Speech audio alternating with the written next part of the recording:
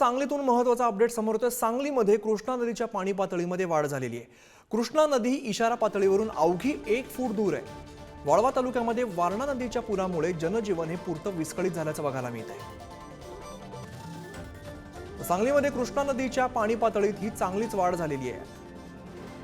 आमचे प्रतिनिधी स्वप्नील पाटील अधिकची माहिती देत आहेत। स्वप्नील, कृष्णा नदी इशारा पातळीपासून अवघा 1 फूट आता दूर असल्याचं कळतंय। कोणत्या कोणत्या ठिकाणी याने धोका निर्माण होणार आहे, कुठे पाणी शिरण्याची शक्यता आहे?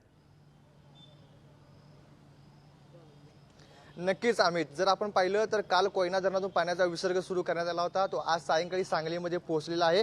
त्यामुळे कृष्णेच्या पाणी पातळीमध्ये वाढ झालेली आहे। सध्या 39 फुटावरती सांगलीत कृष्णेची पाणी पातळी पोहोचलेली आहे। 40 फुटाची इशारा पातळी या ठिकाणी आहे आणि अवघा 1 फूट इशारा पातळीपासून आता कृष्णेची पातळी दूर आहे।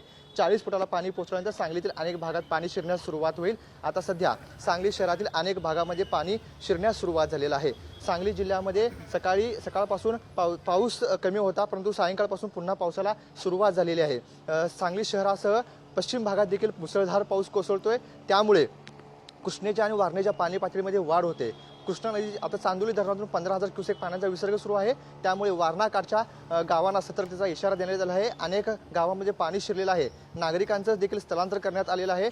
सांगलीमध्ये देखील आता 39 फुटावरती पाणी आहे, 40 फुटावरती गेल्यानंतर आणि या ठिकाणी नागरिकांचं स्थलांतर करण्यात येणार आहे। आज सायंकाळी 40ची पातळी आहे ती ओलांडण्याची देखील शक्यता आता वर्तवली जाते। दरम्यान जर पाहिलं तर काल कोयना धरणातून सोडलेले जे 10,000 क्युसेक पाणी होतं ते आज सायंकाळी या ठिकाणी पोहोचलेलं आहे। काल रात्री 7 वाजता 20,000 क्युसेक आणि सकाळी 30,000 क्युसेक कोयना धरणातून पाणी सोडलेलं आहे। ते उद्या त्यामुळे सांगलीकरांनी सावध राहणे अत्यंत गरजेचं आहे। धन्यवाद या सगळ्या सविस्तर माहितीसाठी।